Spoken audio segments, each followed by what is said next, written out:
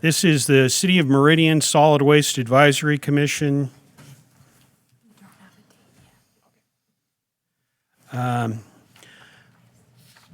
Regular meeting for August 28th. It is now 7 minutes after 4, and we'll start with roll call. Indicate if you're present. Mark Nelson. Here. Steve Corey. Here. Dave Neal. Absent. Megan Larson. Absent. Scott Walters. Here. Ex officio members. Councilwoman Genesis Malam. Here. And Rochelle Klein. Here. Quorum being present, we'll move on with business. First is approval of the agenda. Are there any comments on the agenda? Mr. Chairman, move to approve the agenda as is. Second. It's been moved and seconded that the agenda be approved as written. Is there further comments? Sensing the commission is ready for a vote, all those in favor of approving the agenda as written signify by saying aye. Aye. Aye. Any opposed, nay? The motion passes. Thank you. The next item is approval of the minutes from the July 24th meeting. Are there any comments?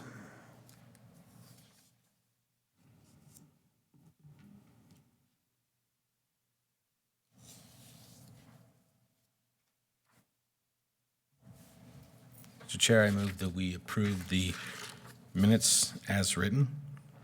Or, excuse me, the agenda. Minutes as written. Second. It's been moved and seconded that the draft minutes be approved as written. Further comments? Sensing the commission is ready for a vote, all those in favor signify by saying aye. Aye. Any opposed, nay? The motion passes. Thank you.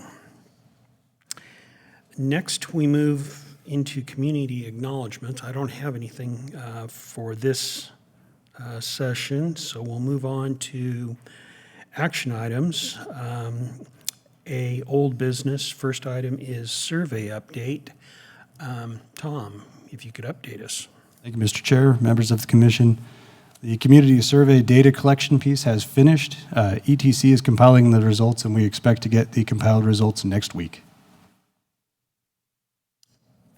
Members of the commission, do you have any questions on the information we've been provided? Thank you, Tom. The next item, too, is the update on the cart placement ordinance. Tom? Thank you, Mr. Chair, members of the commission. City Council approved the cart ordinance language clarification with an effective date of 9/9. Staff have already begun, in tandem with Republic Services, the public outreach, and we've actually gotten a lot of very good responses to that. Members of the commission, any questions or comments on the information that's been provided? Thank you for doing that. And we'll move on to A3, the SWAC Commission Ordinance Language Update. Tom? Mr. Chair, members of the commission, excuse me. City Council approved the the ordinance language update with an effective date of 8/21.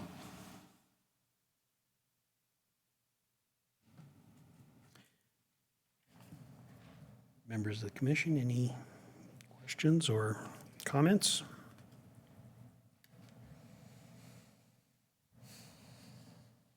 Very good. We'll move on to the next item, A4, which is the CPI recycle rate adjustment.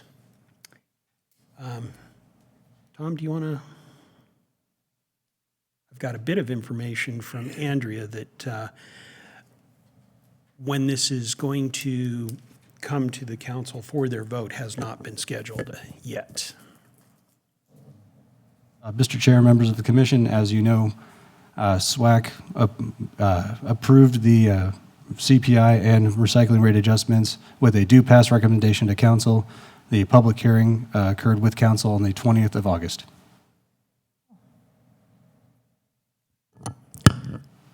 So, members of the commission, do you have any questions about the information that's been presented?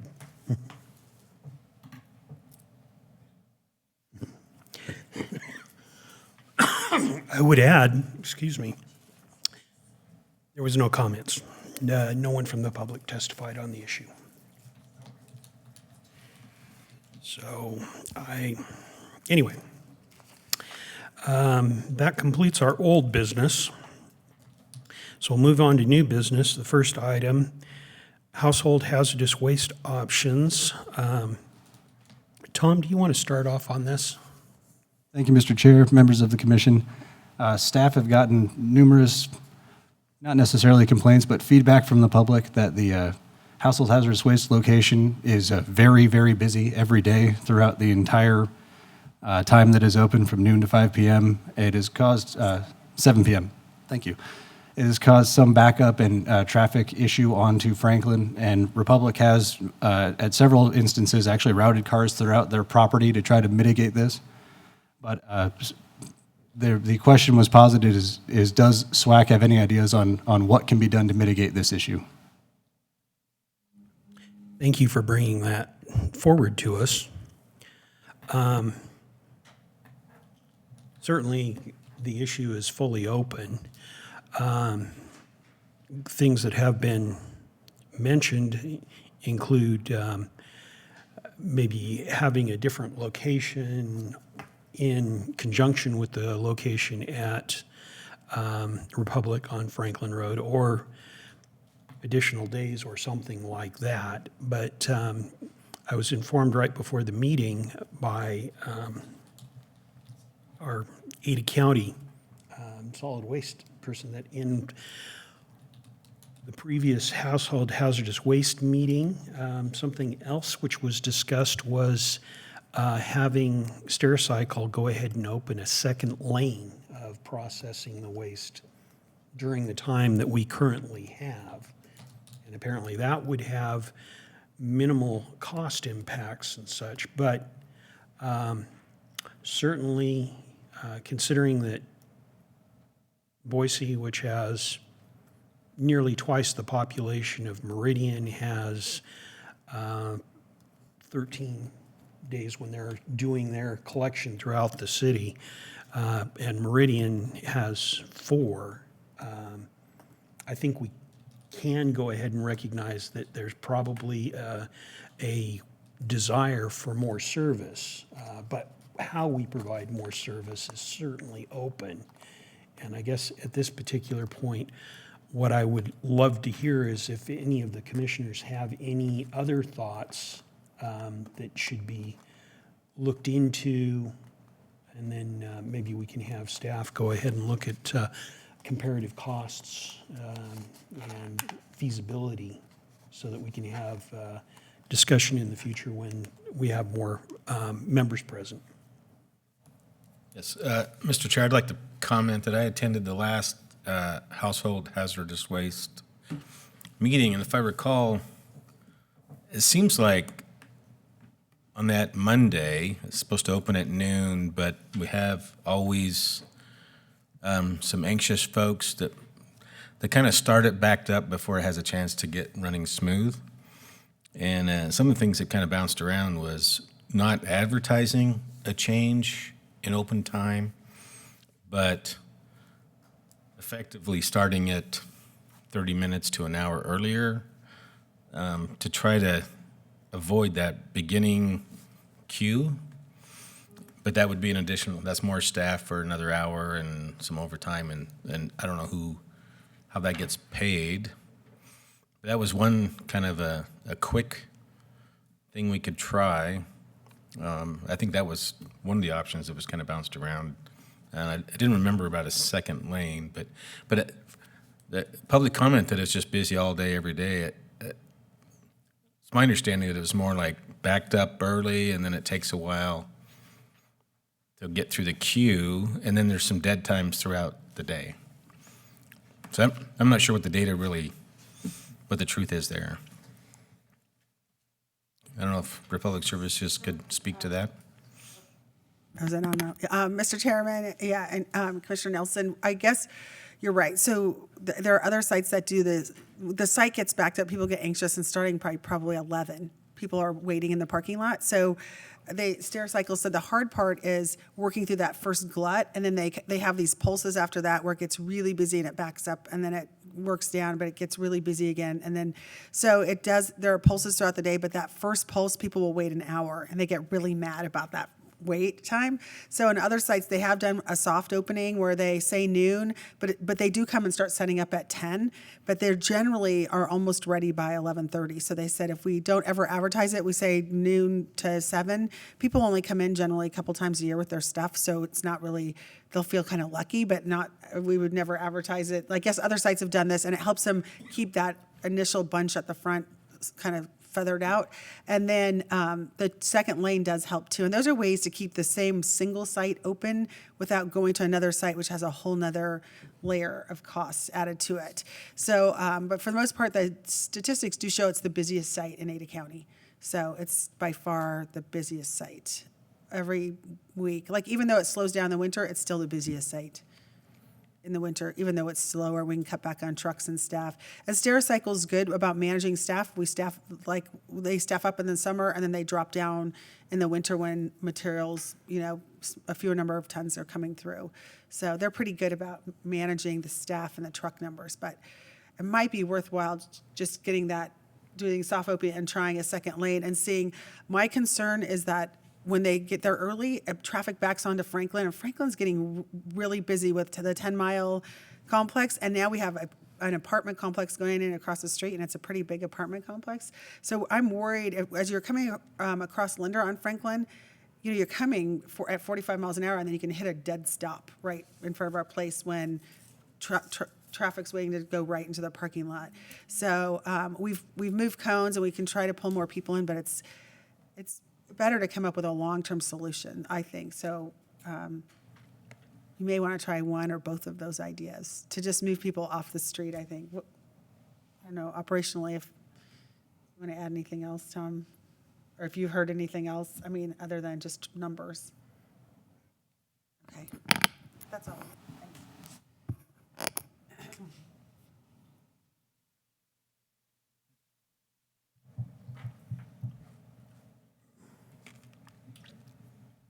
Sounds like we might be able to go ahead and do the second lane and maybe a soft opening early type thing without much change or disruption out there. How do we pursue that? Do we pursue that through Republic, or do we need to work with the county to go ahead and? Mr. Chairman, I think that Stericycle said they can do it. So it's a matter of contracting with them to start half an hour early. And what we've done before is that site has been run just as a single site. So as Meridian has grown, we've still kind of shoehorned everyone into that same site. So last year, we were able to reduce the cost per household per month. So I think there's some wiggle room there that if we actually added a second lane for an additional staffer and started 30 minutes early, it might bring it up that extra 2 cents back to where it was, but it's not going to be like opening another site. And we can have Stericycle run the numbers for us and tell us exactly how much per week that would be during the peak season. And if I'm guessing that would be totally unnecessary in the winter months because it's pretty quiet in the winter months. But during the peak season, we can have them tell us exactly what that cost would be. And I don't think we need to go, it's just an agreement with Stericycle. I think the city's already approved it, and I think opening another site would be something different, but I don't think modifying the time of the existing site or how we're flowing traffic through would be more than just an agreement with Stericycle. I don't know, Andre, what do you think? You probably know. Just modifying the time or adding a second lane, is that something? Rochelle, you mentioned the city already approved it. Was that with Tom? So I'm going to look to Tom to maybe fill us in. Just when they approved adding the rate to the customer, the residential customer rate. So they said the cost of the program for that site could be rolled into the customer rate. So it wasn't specific in that agreement if it was like, 2 lanes or 1 lane with Stericycle, or, you know, a 30 minutes. It wasn't specific other than the operation of that site for HHW purposes to be added to the residential rate. So I don't think there was anything specific beyond that on how it was operating on that site. Tom, I would suggest you work with Rochelle to work through these details with Stericycle, because, you know, I think we have our rates approved for this year, but if they could do that, a second lane, that's operational, second lane, softer, earlier start. I think they should be able to agree to that without there being, it's not our contract, it's not City of Meridian's contract, it's not Public Services contract, so I think we just work, is that how it's been done elsewhere? Just kind of work through it informally with Stericycle? Right. Then that's what I suggest. Tom? I will do that. Mr. Chair, Yes. can I recommend that if they're going to run numbers on adding the lane and the extra half hour, can they run a number on adding Thursday? Make it 2 days, so that's 8 times a week, or 8 times a month, excuse me, Just for our information. just for the information. Sure. And if I'm right, that contract, Stericycle's contract is with Ada County? Stericycle's contract is with, Boise, with Meridian, with Ada County. So basically what they contract the city of Boise to use their trucks, the mobile trucks. They don't own those trucks. And so, they use those trucks to come do the mobile. So, for instance, your Thursday, that cost would go up a whole lot because those trucks wouldn't be available, because they're already doing something else. So, their labor is all they use at Meridian or public, I'm not sure how that's set up. Whoever pays Stericycle for doing Meridian's site, it's just a labor charge. That's the ratepayers. Thank you, Kurt. And so just to add to that, if you need to go ahead and communicate with the city of Boise about these changes, then we understand that. Thank you, Mr. Chair. And I guess a follow-up question for me is, does Stericycle have the capacity and access to the vehicle to do a second site right now? That's going to be the big question. We'll explore that. We'll explore the options with Stericycle and then report back to you finances and availability. Perfect, thank you. Further comments or questions from the commission at this point? Move on to the next item. Item 2 in new business is MIAC recycling signage. Tom, are you going to go ahead and lead us into this? Mr. Chair, members of the commission, there was to be a member of MIAC here today, actually, to go over that with you. My recommendation would be to continue that to our next meeting and get a hold of MIAC and determine why they're not available. Thank you, Tom. Andrea, can I just do that by administrative? Okay, so we'll continue item B2, MIAC recycling signage, to the next meeting in September. The next item, 3, is Republic Services third quarter report.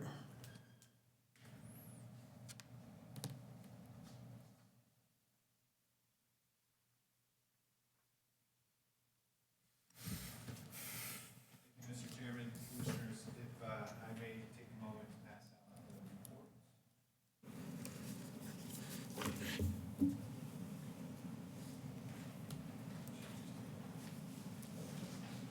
Thank you.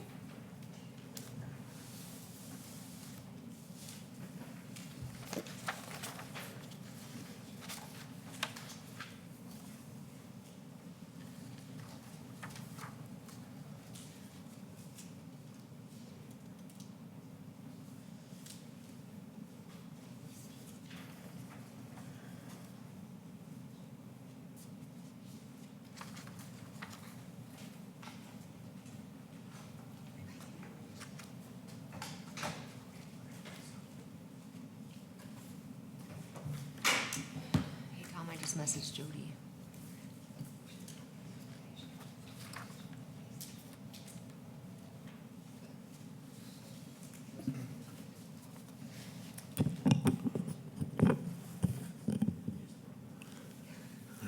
Mr. Chairman, Commissioners, thank you for your time today. I'm here to present the quarterly report for fiscal year 2019 Q3, which would include the months of April, May, and June. Here are a list of the topics I had planned to cover in my brief presentation, but first I'd like to start with the glass event that happened, and technically I'm cheating here because this took place in July, I think second week of July, so it doesn't really fall into the third quarter timeline, but I'd rather do it now and instead wait 3 months from now. So as you all know, we started collecting glass beginning of October 1st, 2019, which include a curbside route and a drop site location at the transfer station for glass bottles and jars only to be collected. And then once we had accumulated about 160 cubic yards, we were then intending on contacting a company to haul the glass to Momentum Recycling for recycle purposes in Salt Lake City. As we got up to 160, we learned that that was probably a little too much for one haul, and it only required 120 yards. So we were able to get 120 yards loaded up and then weighed the truck, and it was over DOT weight restrictions. So took another 2 yards off there and ended up shipping out 118 cubic yards, which amassed 34.13 tons. Yeah. We learned, and that also obviously, since we already had 160 stored up, we had 40 in reserves for the next shipment, which at this time we're at 80. So I expect another 5 weeks out before another shipment to Momentum Recycling. Yeah. One thing that we noticed, a few members here were in attendance that day, and what we noticed was the first roll-off box that was set out for the public, when it was emptied, it had quite a bit of contamination. And then the next roll-off box that was set out for the public, we emptied that and it had less contamination. And I think we did 3, 4, or 5 of those boxes to get up to the 120 yards. And by the last one, it wasn't perfect, but it was far cleaner than the very first box that was set out. So you just see by observation of the material that the public was figuring out, okay, it is glass bottles and jars only, and it started to get cleaner. So that was a good thing to see. Wait, Mr. Chair? Yeah. Sorry. Councilwoman. Sorry to interrupt you, but what was the contamination primarily? Well, anything not glass. Commissioner, Councilwoman Malam. Tom saw it too. It was Trash, paper plastic. trash. Yeah, I mean anything you could think Newspapers. of. Okay. Metal There lids. wasn't like a one culprit, there was a lot of. Yeah, it was. Unfortunately, some might have thought it wasn't trash dumpster and free trash dumpster. I don't know, but there were all sorts of things. And as time went on, it got cleaner. So I think they dumped them in reverse order. So the very first one that was dumped was super clean for Momentum, and then by the last one or two that they emptied out, and I have a video of it. We're going, whoa, all this trash in here. Tom, if it's all right, can you switch me over the video? Thank you. And I don't know if there's sound on your monitors, but it could be kind of loud.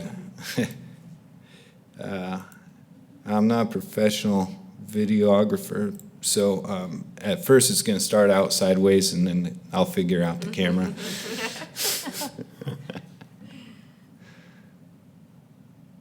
There we go.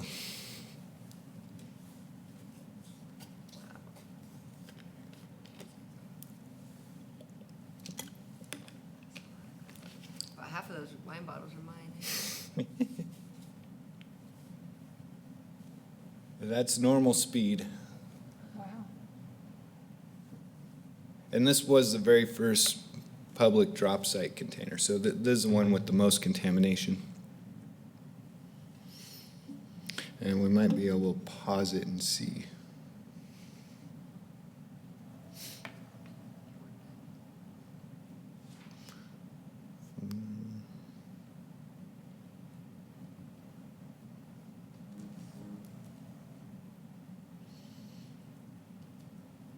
Yeah.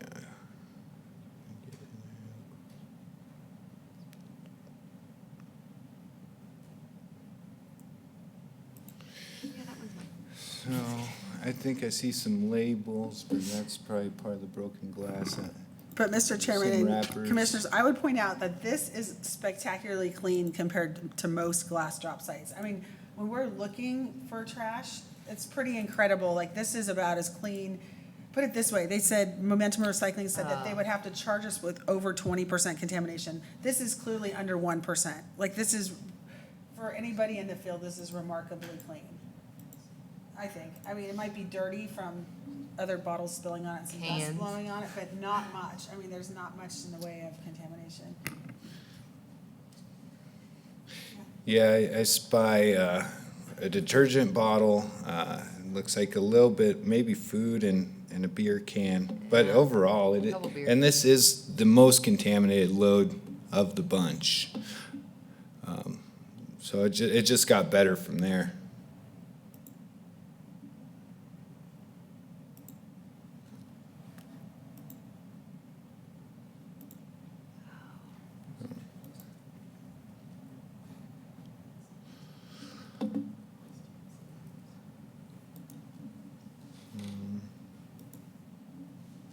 Okay, so, Conrad, yes. did you get any feedback from Momentum on how they felt about the received material? Did they feel it was clean enough or very clean, or did they give you any feedback at all? Mr. Chairman, thank you for the question. I did ask Bob Olson about that today, and he didn't really say one way or the other. Perhaps they made comments to Rochelle, but And Mr. Chairman, they did, and they love it. So they were really excited to get it, and we're ready to schedule again right away. So they are very happy with the quality of the glass. Good job, Meridian. So, yeah, good job. I'm really excited about it, actually. So Thank He was you. very excited about it, so. Conrad, continue. thank you. As you may know, that the drop site is intended to be accessible 24/7 for the public, and that started out by placing a smaller dumpster for the public to use after hours on the east end of the building. No, west end. I wrote down east. I'm sorry.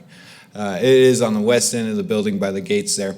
That became so popular that we decided just instead of moving the smaller container in and out every morning and after at closing, to just place a large roll-off dumpster there, much like the one you saw dump the load in the video. So that sits out there permanently for the public to drop items off. So we've upgraded that location. We have seen contamination or issues there, not so much inside, but around. So people now find it as a hiding spot for their HHW. Yeah, but the glass inside is okay. It's probably also the first load might be a little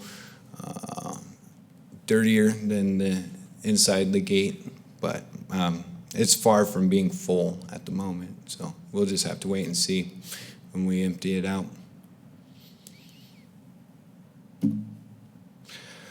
Update on curbside glass recycling. We're sitting at 151 subscribers to end the quarter, which is pretty much where we were the quarter before. Had a total of 216 set outs and just over 3 tons of glass collected. As I mentioned, I did talk to Bob Olson to see how the glass was going at our site, and he mentioned specifically that we should probably do some outreach to those curbside glass recycling customers. He figures about half the a route will come in clean once, and then a route will come in clean or not clean at all. And so he says about 50-50 on that commercial or customer subscription glass service. So we could get some effort out there to try and get that cleaned up. Mr. Chair? Tom? Conrad, is there a particular contaminant you're seeing, or is it again just like the glass dumpster where it's just an amalgam of many things? Yep, it's all sorts of things.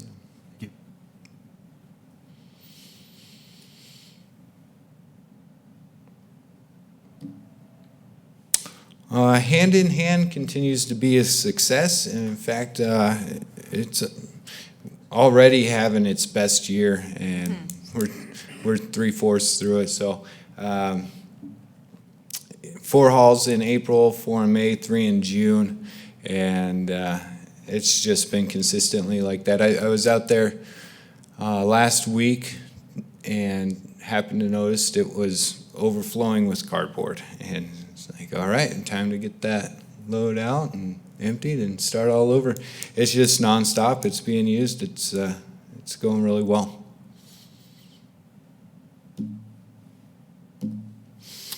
Curbside recycle tons. So we are seeing a slight dip from last year, as expected with all the changes that went on beginning of 2018. We saw a dip that year, and we're seeing another slight dip again. And same with the cost to process recycling. So we're expecting to pay about over $400,000 in recycling processing fees in 2019. Cost per ton. Last year, $68, and it continued to fall. Maybe not at the rate from 2017 to 2018, but it did not improve. So it's flirted around $100 a ton for a while, but the average for the year is just over 92. And here's how we compare to domestic markets and foreign markets. You can see for paper, the foreign market's doing slightly better. They're above $0. Domestic market's right at 0, and then here locally, it's a few dollars under. I think $3.20 negative.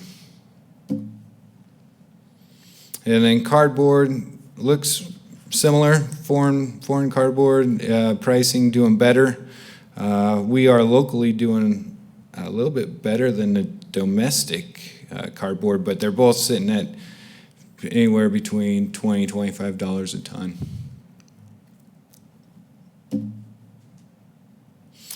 Cost of hazardous waste. This looks like an increase from last year, just over $3,000 from the cost from previous year. But it's still in the range of where it's been since 2014, right there between $72,000 and $77,000 a year to operate.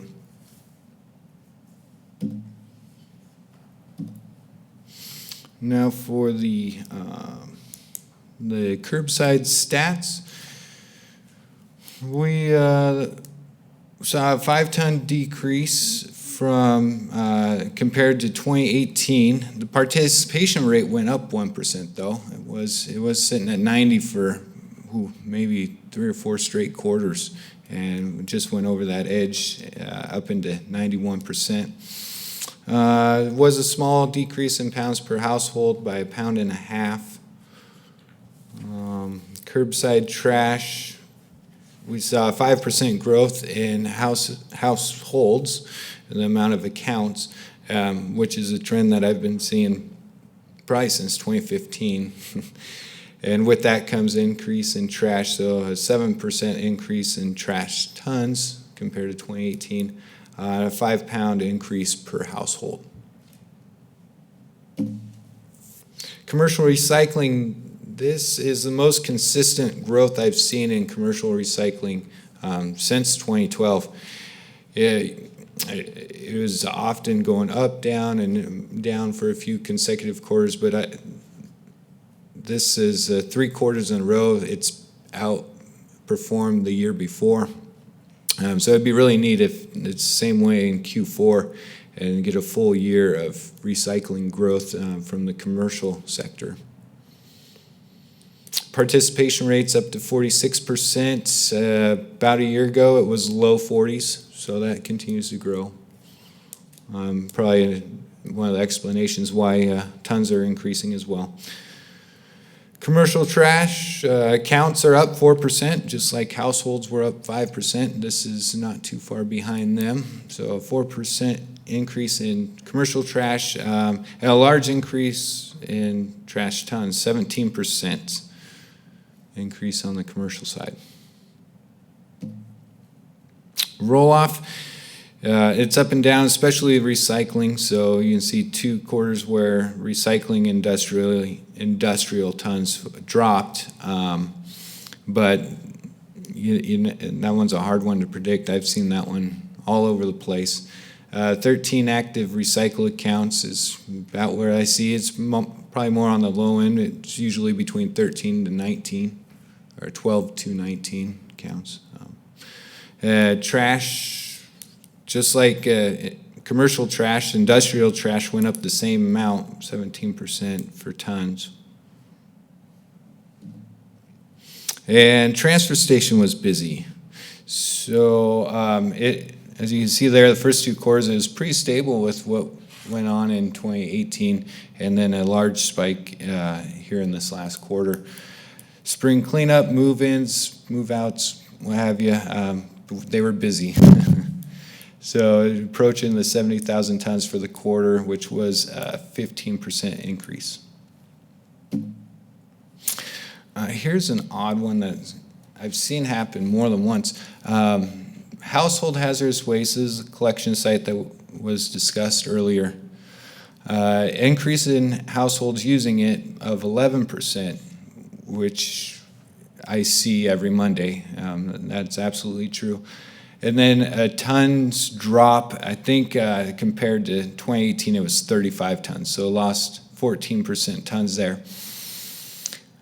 I don't want to speculate, but maybe it's worth asking Stericycle, what are they noticing coming through? Is it common for someone to run out of a small propane tank and then bring it in that Monday instead of save up 6 or 8 small propane tanks? You know, what kind of volume are they seeing? That could be part of the issue. I don't really know, but it's kind of odd to see that increase in traffic and decrease in tons. Again, Conrad, is that something you as Republic can request from Stericycle, or is that something we as Meridian need to ask Stericycle? Mr. Chairman, I absolutely can reach out to Stericycle and see if they have a driving force behind that. Mr. Chair, that is also information that Stericycle is sending to staff quarterly. Okay. Is electronic waste part of this number? Excuse me. E-waste is collected, Mr. Chairman, Commissioner Nelson. E-waste is collected. It's in their report. I don't know if that's a large portion of what they collect, but it's in their report to me as well. I'm just curious if the CRT count is starting to drop, and that's the part of that tonnage change. I'd be happy to ask Stericycle what they've noticed on that end. Thank you.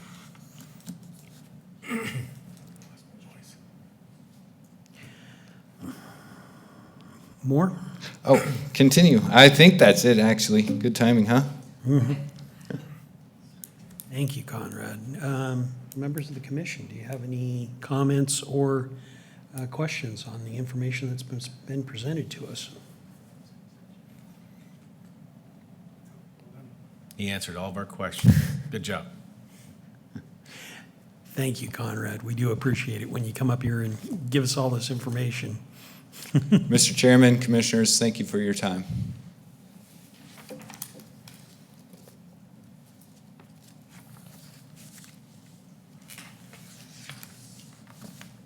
The next item under new business is the county SWAC update.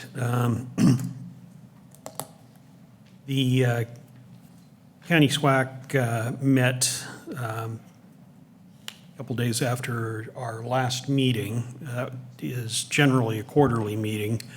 And so during that was our organization meeting for the coming year.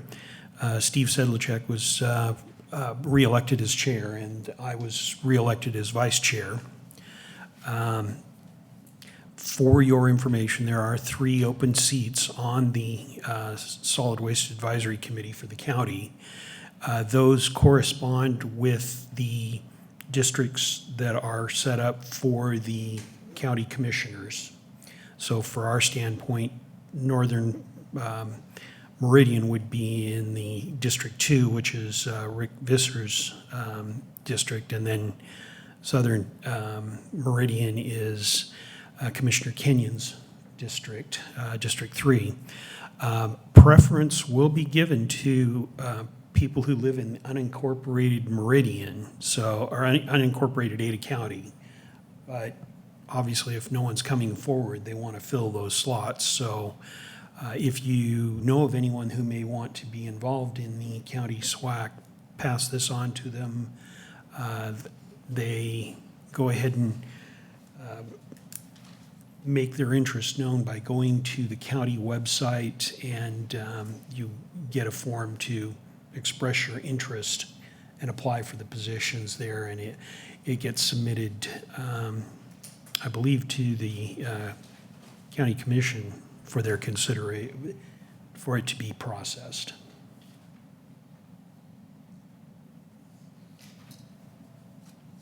Updating the cost of services study.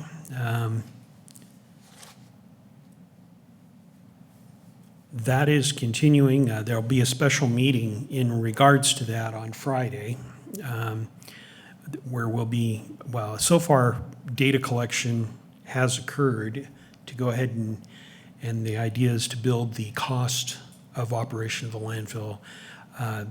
The contractor is currently is putting together a model to express the effect of different rates by different places on other people in the county, which is what will be presented to us on Friday. So we're going to get a different, get a lot more information in a couple of days.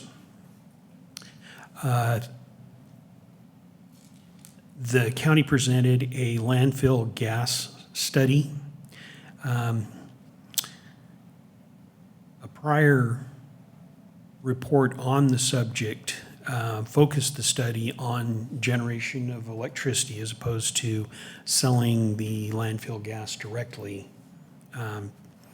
And therefore, this study then concluded that the county should buy and run additional generators.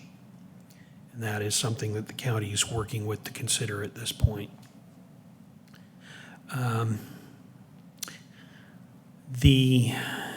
As we mentioned last meeting 5 years ago, a study was done on the wastes that are being received by the landfill.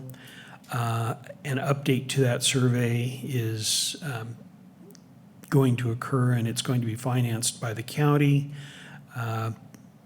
The RFP will be run by county SWAC. Will be run by county SWAC, though particularly the county, Boise, and Meridian are going to be participating in the review of that RFP and issuing the RFP for any kind of respondents to it. And then the county passed on a request that they would like the cities to perform a recycling audit or maybe an audit of Western. And so, I don't know, we'll have to pick that up at a future meeting and such, but I am passing on that request or suggestion. And so, given that, are there any questions on the activities of the County Solid Waste Advisory Committee?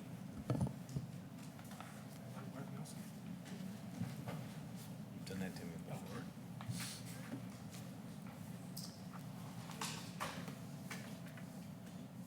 Very good. Well,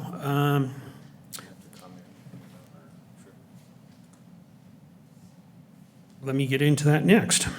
That completes the business that's on our agenda. Next item on here is the next meeting, which will be September 25th. As far as subjects for that meeting, the commission went ahead and did a tour of Western a week ago. And so, yes, we'll go ahead and put on the agenda a report of that field trip and discussion of the things that are happening there. I guess another topic would be, staff would be presenting their quarterly data review. And we've continued the SWAC, or the MIAC recycling signage item. Are there further items that should need to be on the list? Staff, do we think at that point we would have any results from the survey? Mr. Chair, members of the commission, we certainly hope to. We're hoping to get consolidated results next week. Very good. That's, there's a lot of issues that we've got that we want to loop back on once we have a better idea of what the citizens want or are willing to pay for. So as soon as that's ready for presentation, we'd love to hear what the citizens are thinking about this subject. Anything else that anyone else can think of as far as subjects for coming up? Of course, as always, if something comes to mind, please contact myself or Tom, and we'll get it into the agenda. And with that, I'm going to go ahead and call the meeting concluded. It is now 54 minutes after 4 o'clock, and I do appreciate the opportunity to have an hour-long meeting.